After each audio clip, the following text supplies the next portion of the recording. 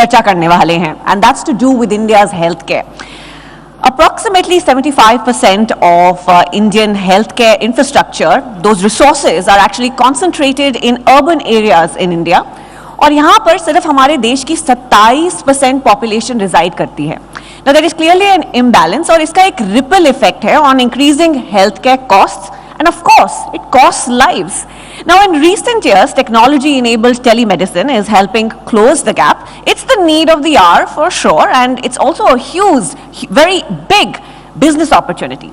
Our next session focuses on finding out if it is enough for making healthcare accessible for all Indians. Joining us now is the co-founder of one of the most prominent telemedicine and healthcare companies in India.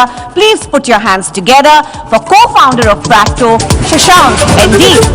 A very warm welcome. Please join us on stage, and let me invite back onto stage Chetan, Bhagat to chair this conversation.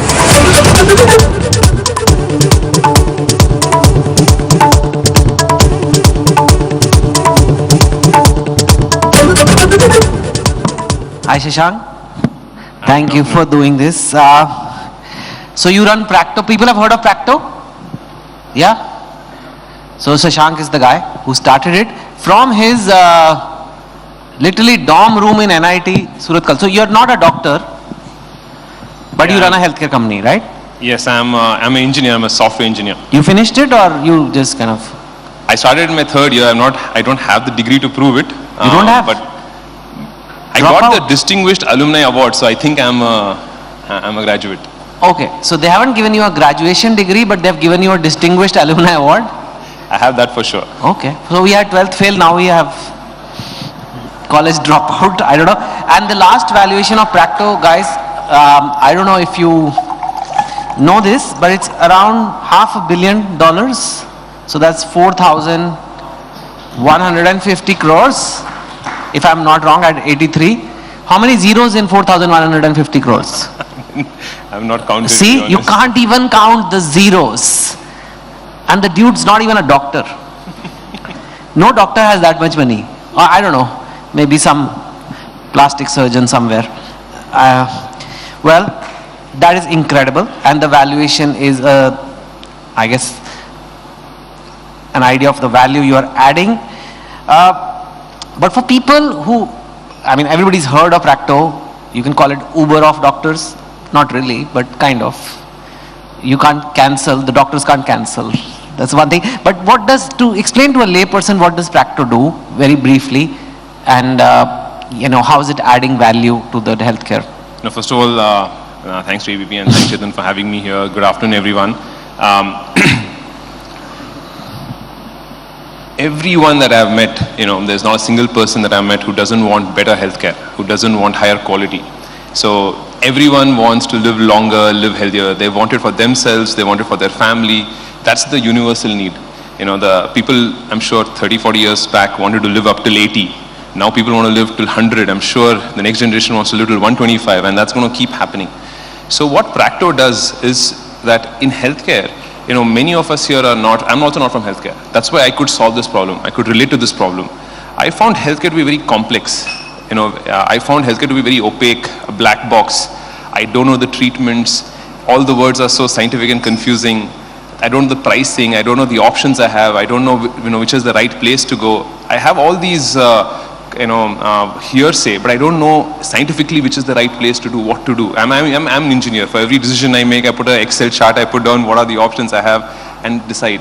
So we found that in India there's such good quality, but that accessibility to it was a big challenge. The matchmaking was a big challenge.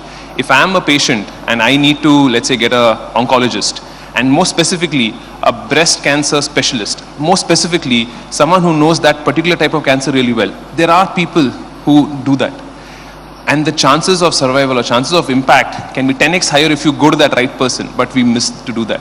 We go to the person we think is the best, who's probably very good, but the chances of outcome can be much different. So what Practo does is, we have now 2 lakh doctors on our platform. We try to understand their specialities, their subspecialties, their expertise, and then we help to connect that dots and make it easy for the layman just through a mobile app to demystify this very complex black box, Because who doesn't want their parents to live 10 years or 20 years more? Who doesn't want themselves or anybody else to live longer?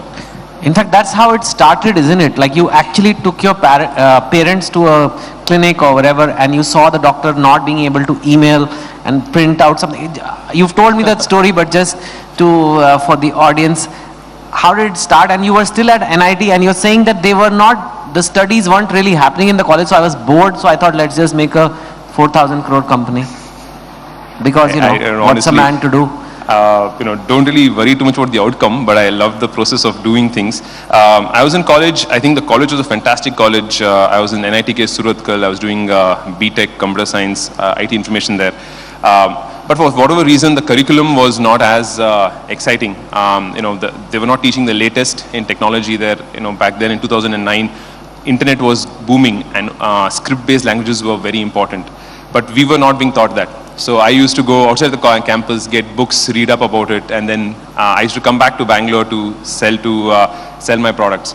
The way Practo started off was my father had a knee replacement surgery that was required, and I went to one of the top hospitals in Bangalore. The doctor was using an iMac back then, and when he gave me a printout, and I told him that instead of a printout, can you give me an email, right? Email is easier, it'll get recorded forever. I don't need to worry about searching for it, etc. I don't know, take this paper.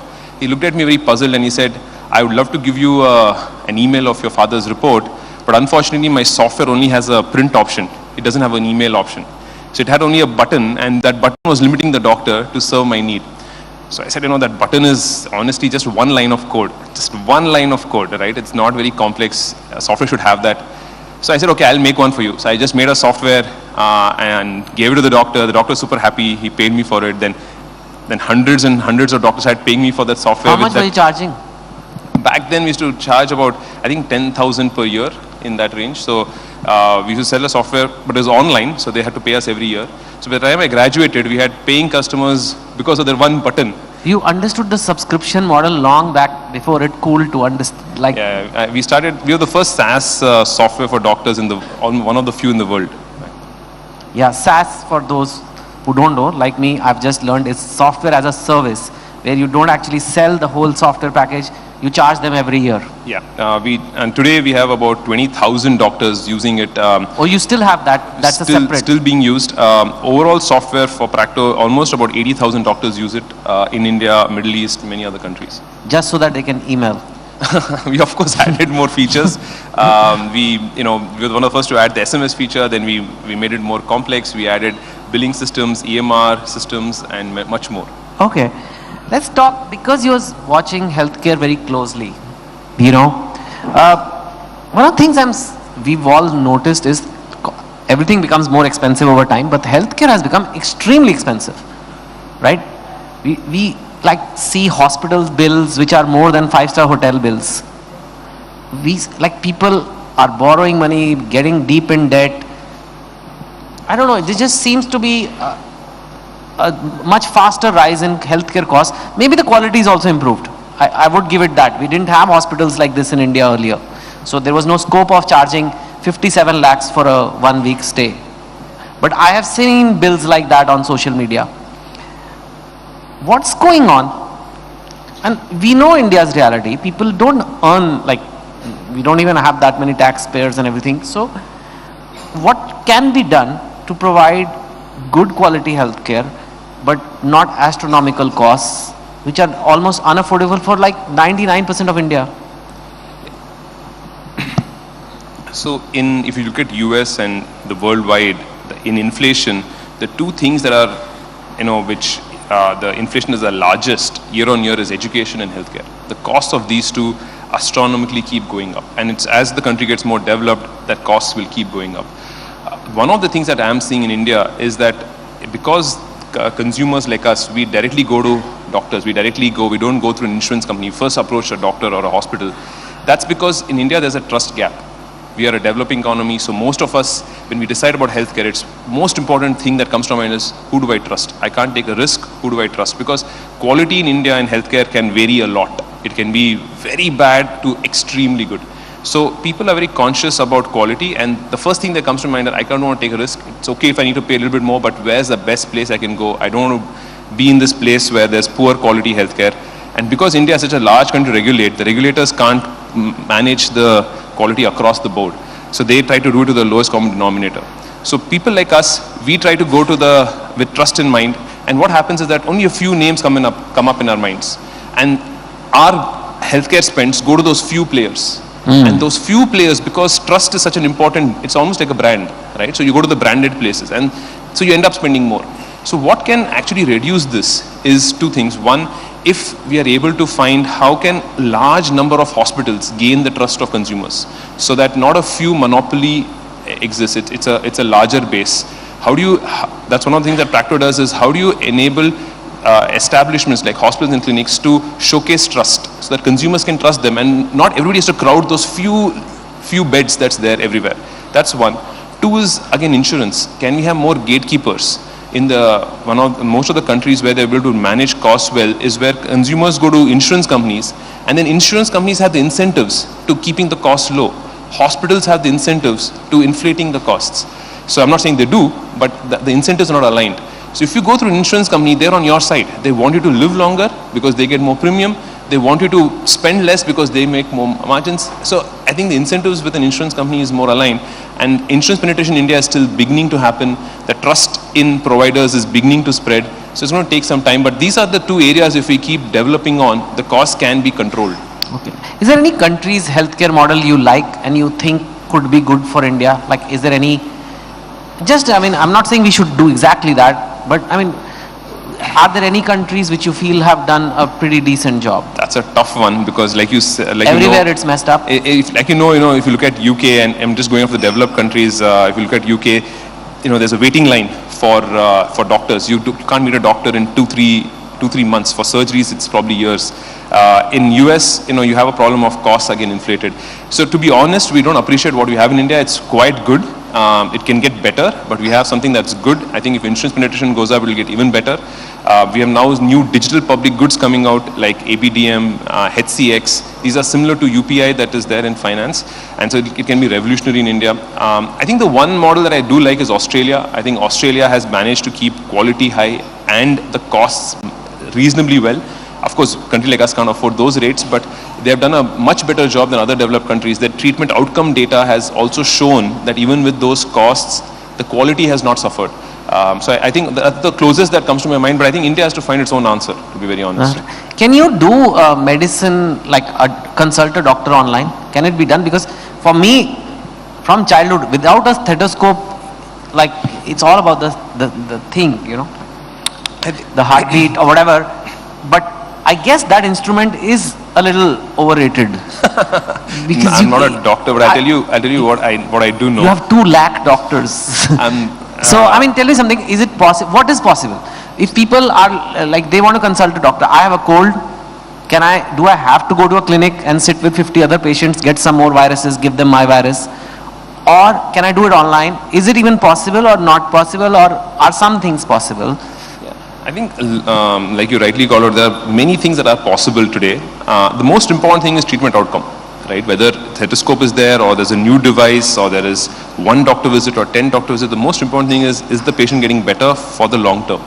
And what we have seen is there are a lot of ailments for which a teleconsultation is probably better. Like you called out, instead of for a very minor thing going to a hospital where you're probably exposed to other patients with other challenges, probably unnecessary. And also maybe sometimes you delay the need to go and you self-medicate yourself. Again, a challenge.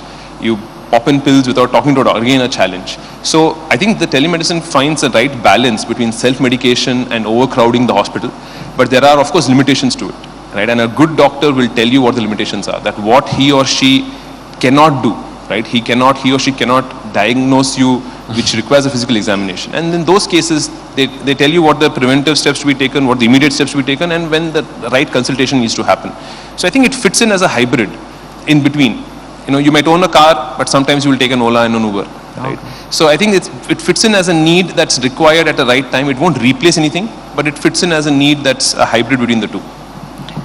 Okay, that's good. Is healthcare only about, if you're sick, you go to a doctor, you get fixed? Is healthcare also about preventing the problem in the first place? because I think almost the big pharma, I mean here abroad also, everywhere, the incentive is to keep people a little sick. I remember I give some corporate talks. I went to a pharma company's talk. It was the diabetes conference. So all the people who sell diabetes drugs were invited to go or something to party because they had a record sales. And they were showing graphs. And they said, how amazing is this? Diabetes is going up and up and up. And we are selling more and more and more. I mean, for them, I get it. They were very happy that they have more and more, many more crore Indians got diabetes this year. Why do so many Indians have diabetes? Hypertension. It's a crazy number. It's like, if you're above the age of 40, and like at least for males, 1 in 6 chance, or 1 in something, 3 that you have diabetes, or 1 in 3 that you have diabetes, or hypertension, or both, cardiac. I mean, it's just there. Is it our food? Is it our culture? Is it our genetics? Is something missing? Or is it like we'd rather, the whole incentive is keep people sick and find a medicine for life. Not like one pill you get, okay, what's the benefit to the pharma company? Subscription model there also. For life. If you notice, all the medicines that are big now are for life. That's what they were talking in the conference also, by the way. And I was like, dude, like these guys are on a different planet, man. They want to make us all sick. They were not trying to make us all sick, but they were just happy we were sick. Right? That's just the way their business works. How do you see it? I think it's, the first question is, why do India has the capital for diabetes and hypertension. Can I just ask you to keep the mic closer? India is the capital for diabetes and hypertension. Unfortunately, it's also been proven genetically there are reasons for it. We don't need to blame the people who have it for the reason they have it, but there are some genetical reasons. Of course, it can be prevented. Of course, there are a lot of new technologies coming in that can help you manage it without medication. And we do many programs where we help patients without having to reduce the medication in their diabetes journey. It's called Practo Transform, and many companies now have something called Practo Remission programs or Practo Reversal program. Diabetes remission programs or diabetes reversal programs. That's why I feel that insurance is a very important, a part of a healthcare ecosystem. They are the right balance factor in the ecosystem. Otherwise, if you look at whatever we do, we go to a hospital, we have trust gaps between the hospital. Are they charging me for unnecessary treatments? You go to a diagnostic lab, you don't know whether the tests are required, not required. Are they charging me extra for it? You go to a pharmacy, you don't know whether they're giving you the expensive medicine or So there's trust gap in the ecosystem because there's no player whose incentives are aligned with the patients. You want less medication, you want less tests, you want the right level of treatment. You don't want over or under. That's why insurance plays a very important role where they balance these things out, because if they under-treat you, then they have to pay in the long term. If they over-treat you, they have to pay in the long term. So I think the business model of insurance needs to be encouraged, and in India it's growing at the fastest pace around the world. One of the fastest insurance growing markets is India today. So I think it's a matter of time when these things will start getting controlled. There are more things in prevention today than ever before. We can now predict even in cancer and in many other things way in advance. Now even stage 1, we're talking about stage 0, stage 0.5 of cancer detection that's coming up, where once a year if you do a scan, you are able to recognize these things and prevent a lot of these stage 1s and stage 2s from happening. So there's a lot that's going on in the preventive space, and I'm sure it'll be with all of us very soon. Okay. Let's get away from healthcare. Let's just talk of startups. Let's talk of people trying to do startups. There have been some startups recently. We don't have to name them, which had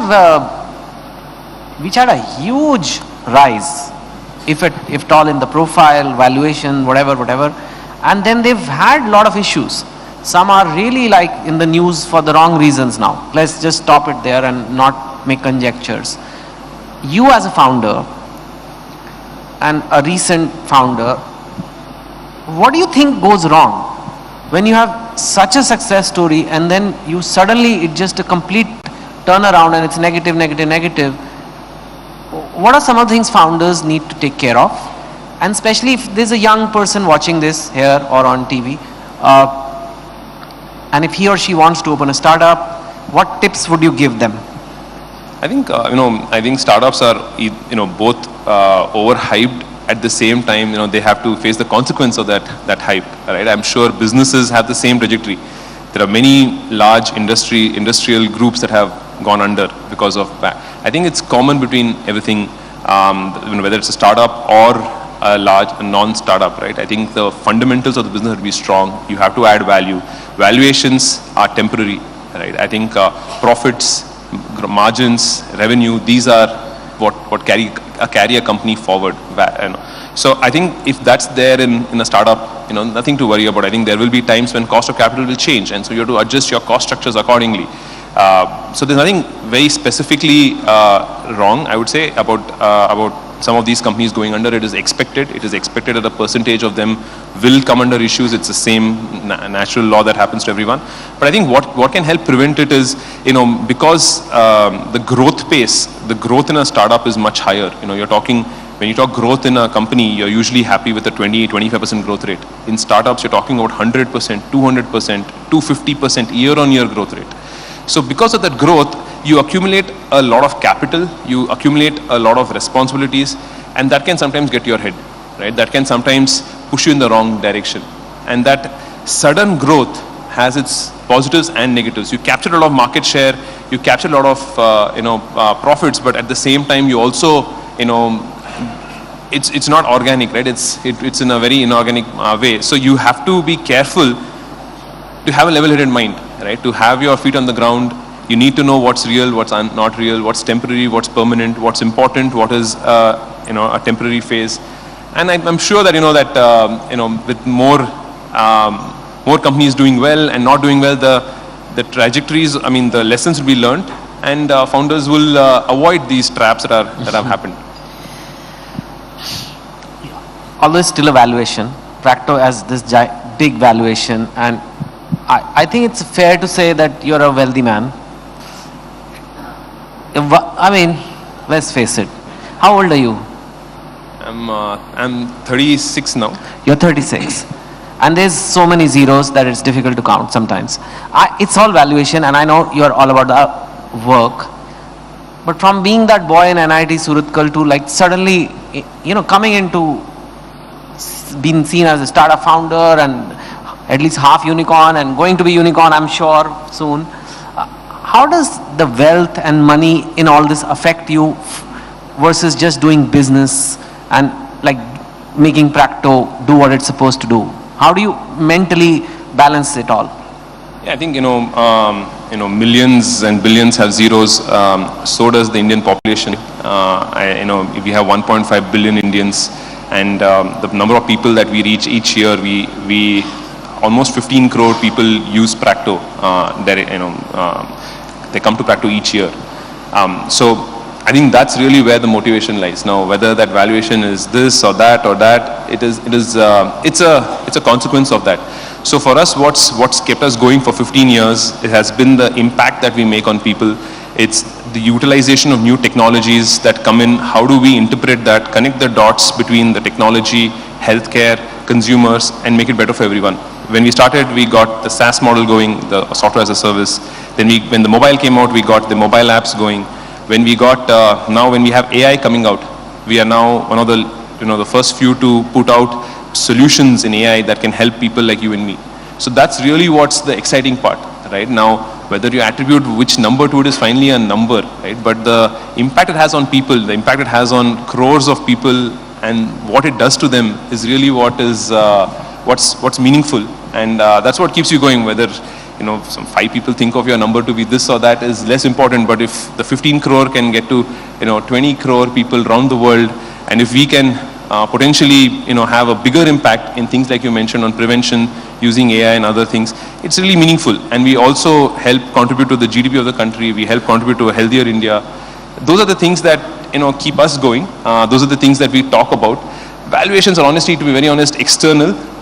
They're not as much as company conversations or day-to-day conversations in the company. Okay. Well, Shashank, you're a symbol of New India, and you are an inspiration to all of us. And thank you for all the good work, and thank you to help India get better. Thanks, Chetan. Thank you. Thanks, everyone. Thanks very much, Chetan. And I think special thanks to Chetan because I didn't have to stand there and ask him to wrap up this time. It's happened on time. So thank you so much. And thank you, Shashank, for really telling us more about a company that's making genuine impact on the ground for India's healthcare system. Ladies and gentlemen, please give it up for Shashank, MD. And I'd like to invite on stage Preeta Dandapani, Assistant Vice President at Sales ABP Network, to present him with a memento. Shashank is also our change maker for good.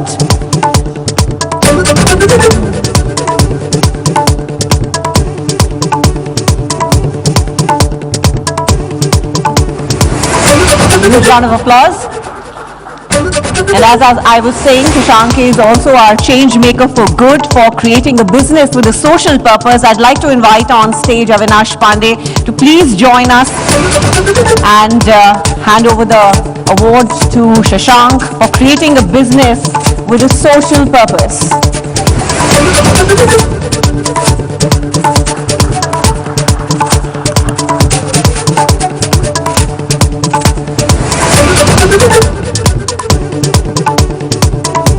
Thank you, Chetan. Thank you, Avinash ji. And thank you, Shashank.